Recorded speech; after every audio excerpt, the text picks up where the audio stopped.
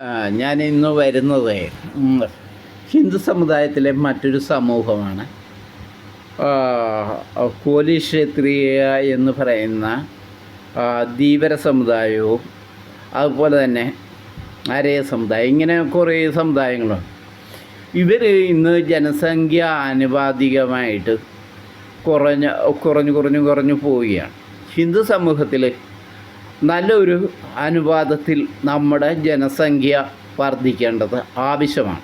ഇന്ന് പല സമുദായങ്ങളും ജാതി സംവരണത്തിന് വേണ്ടി കോലാഹലങ്ങൾ കൂട്ടുമ്പോൾ ധീവര സമുദായം പുറകെ ഒന്നും അറിയാതെ വായും പൊത്തി നിൽക്കുന്ന ഒരു നിലയിലേക്ക് വരുത്തിയത് അത് മറ്റാരുമല്ല ബീദി നഗരം തന്നെയാണ്.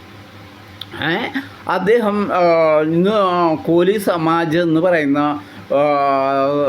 പാർട്ടി ഇന്ന് 25ഓളം സംസ്ഥാനങ്ങളിൽ ധീവര സമുദായത്തെ സംഘടിപ്പിച്ചുകൊണ്ടിരിക്കുകയാണ്.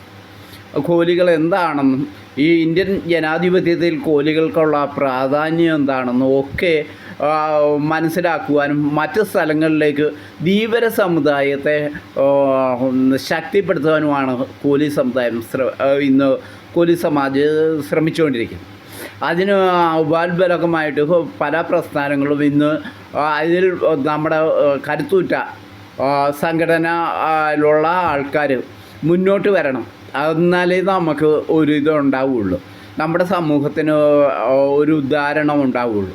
ഇതിവിടെ പണ്ഡിറ്റ് കറുപ്പൻ്റെയും ചെമ്പിലരേൻ്റെയും ഒക്കെ അതുപോലെ വേറെ പല ആൾക്കാരുടെയും കാര്യങ്ങൾ പറഞ്ഞ് ഇങ്ങനെ ഊറ്റം കൊണ്ടിട്ട് കാര്യമില്ല. നമ്മുടെ പ്രസ്ഥാനത്തിന് കാലോചിതമായ മാറ്റങ്ങൾ ഉൾക്കൊണ്ട് കാലോചിതമായിട്ടുള്ള പ്രവർത്തനങ്ങളിലൂടെ നല്ല ഒരു സമൂഹമായിട്ട് കെട്ടിപ്പടുക്കണമെങ്കിൽ നമ്മൾ തന്നെ മുമ്പോട്ട് വരണം.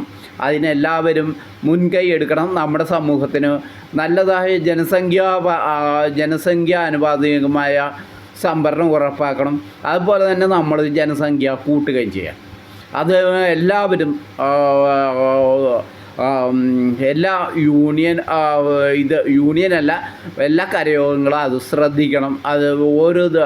അത് പരമാവധി എല്ലാവരും അവിടെയും കാര്യങ്ങളിൽ ഇതുണ്ടാകണം. കാരണം ഇന്നും NSSും SNDPയും മറ്റ് സമുദായങ്ങൾ അവരുടെ ജനസംഖ്യ ഉയർത്തിക്കൊണ്ട്, അതുപോലെ തന്നെ ക്രിസ്ത്യൻ സമുദായങ്ങൾ മറ്റ് എല്ലാ സമുദായങ്ങളും ഉയർത്തിക്കൊണ്ടുവരുമ്പോൾ ധീവര സമുദായം ഇങ്ങനെ മണ്ടി കിടക്കുന്ന കൂട്ട് അത് പട്ടികജാതി സംവരണം കിട്ടും, മറ്റത് അവർ തരും ഇവർ തരുമെന്നും പറഞ്ഞ് കിടക്കണ്ട. നമ്മൾ നമ്മുടെ ഒരു ഗ്രിപ്പുള്ള ഇതാണ് മതന്യൂനപക്ഷ സംവരണം. ആ സംവരണം പ്രധാനമായി ഉപയോഗിക്കേണ്ടത് നമ്മുടെ സമുദായമാണ്. അത് പരമ്പരാഗതമായ മത്സ്യത്തൊഴിലാളി മേഖലയെ തന്നെ മാറ്റിമറിക്കുമെന്നുള്ളതിന് സംശയമൊന്നുമില്ല. അതിന് വേണ്ട എല്ലാവിധ സഹായങ്ങളും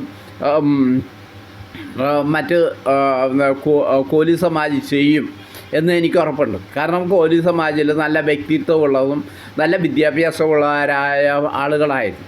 1984 ധീവര സമുദായമുണ്ട്.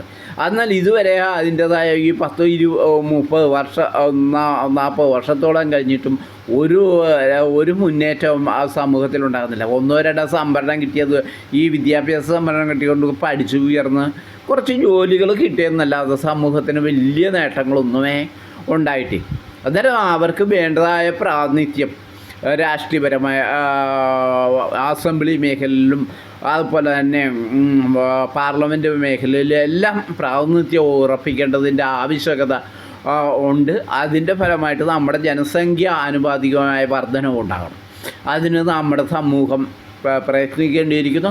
മറ്റൊരു വെല്ലുവിളിയായിട്ടാണ് ഇന്ന് സമൂഹം ഉണ്ടാകുന്നത്. നമ്മുടെ സമൂഹവും ബ്രാഹ്മണ സമൂഹവും തമ്മിലാണ്. നമ്മുടെ മാതൃ സംഘടനയാണ് ബ്രാഹ്മണ സമൂഹം. ആ സമൂഹത്തെയും ഇന്ന് കൊഞ്ഞനം കുത്തിയിട്ട് കുറേ ആൾക്കാർ ഇത് വേണം. നമ്മുടെ സമൂഹത്തിലുള്ളവർ തന്നെ നമ്മളെ കൊഞ്ഞനം കുത്തുകയാണ്. പാപങ്ങളായ മത്സ്യത്തൊഴിലാളികളുടെ നല്ല അറിയാമെങ്കിലും അവരെ കള്ളക്കേസിൽ ഉൾപ്പെടുത്തി 2 ഇടി കൂടുതൽ കൊടുക്കുന്ന ഒരു മനസ്ഥിതിയാണ് ഇന്ന് നമ്മുടെ സമൂഹത്തിൽ. അവരൊക്കെ ഏതാണ്ടൊക്കെ ആയെന്നുള്ള മനോഭാവമാണ്. നിങ്ങൾ ഓർക്കുക, ഇവരിൽ നിന്നാണ് നമ്മളെല്ലാം ഉയർന്നു വന്നിട്ടുള്ളത്. ആ മനോഭാവം ഉണ്ടാകണം. നിങ്ങൾ എന്തെങ്കിലും ഉണ്ടെങ്കിൽ അവരോട് ചോദിക്കാം. പാവങ്ങളാണ് അവർ. ഞാൻ പരമാവധി ആ കാലത്ത് ഞാൻ ജോലി ചെയ്യുന്ന കാലത്ത് അവരോട് പരമാവധി അവരെ കെട്ടിപ്പിടിച്ചുകൊണ്ട് ഞാൻ ചോദിച്ചിട്ടുണ്ട്.